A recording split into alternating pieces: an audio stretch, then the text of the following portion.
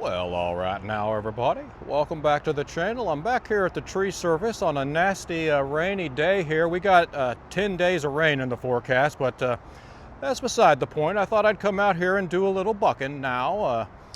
So today I wanted to talk to you about bar length and also getting in the mud, getting in the dirt. I think a big part of the reason that people get in the dirt so much, and I'm speaking from experience here, this is something that I struggle with now.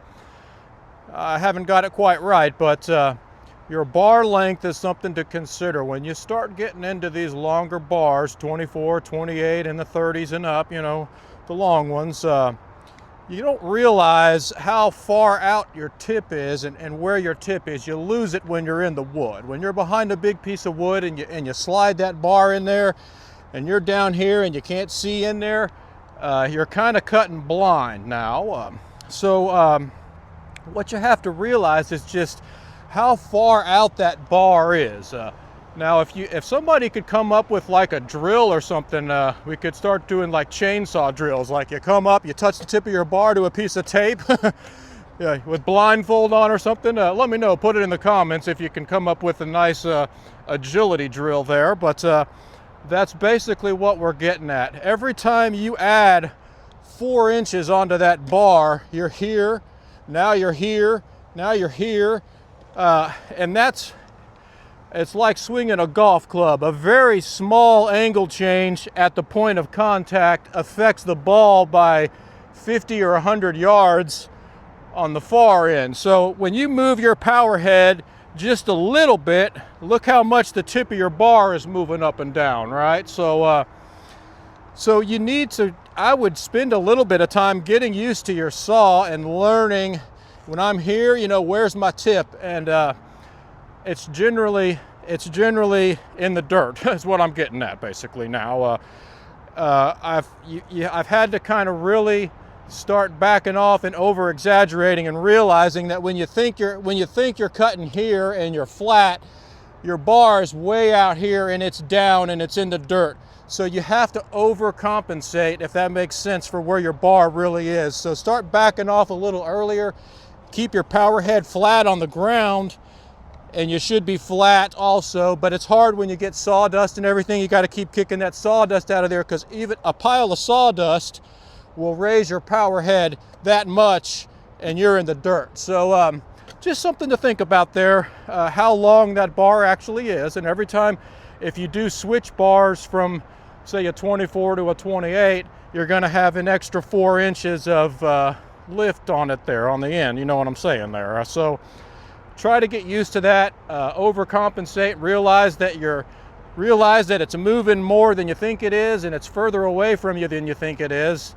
And when you start getting close to the ground, really lift up and back off of it and realize that you need to start feeling where your tip is down there and cutting in this little area right here as you kind of come through. So that's basically the lesson for today. Now I'm going to buck up a bunch of this wood here and get it all stacked up here. I got a bunch of cherry and stuff, a bunch of nice wood here, some maple, walnut, cherry. Oh, that's about it. Maybe a little bit of ash, but I don't think I'll mess with that. So anyways, hope you learned something. Like and subscribe to the channel. Watch some damn videos.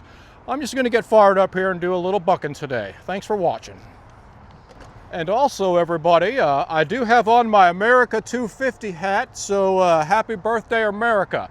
The 4th of July will be here before we know it in a few weeks now. By the time this video airs, about a month. So I'm going to start wearing this hat this year and celebrate America's 250th anniversary here. So happy 4th of July early, everybody. If you see this hat, that's what I'm doing.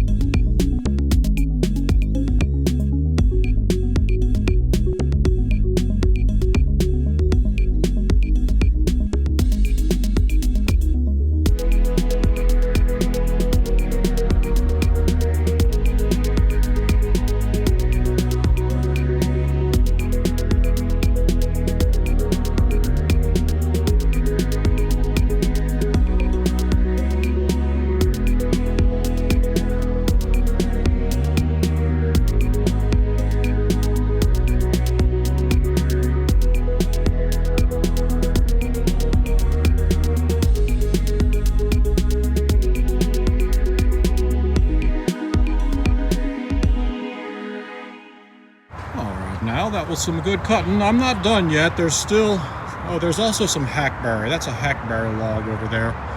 But that's all I'm gonna film on the cutting. I did see that the tree service has brought in a nice little bush here. Looks pretty good, actually. Nice little boxwood. Looks like they may have cut that out of somebody's yard. Not real sure. And then there's some Japanese maple cuttings in here. That would have been nice to have one of those. But I don't think I'll be messing with that. There's a little bit of monkey grass too. You could pick that up and it would spread all around. Yeah, you just got a couple of boxwoods there. I think I'm going to leave those alone. And it looks like they have been cutting some locust. That's a locust log right there with all those vines on it. And some really nice ash. This is just some beautiful quality ash right here. That's some really nice wood. That is a solid ash tree.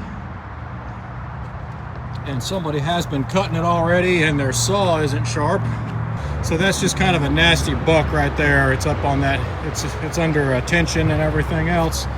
Some nice walnut logs and some good Bradford pear. That Bradford pear is some heavy hard wood. I've been cutting on it already now. So anyways, now I'm going to finish up my buck in here and sign off. Thanks for watching the video today. Have a good one. See you next time.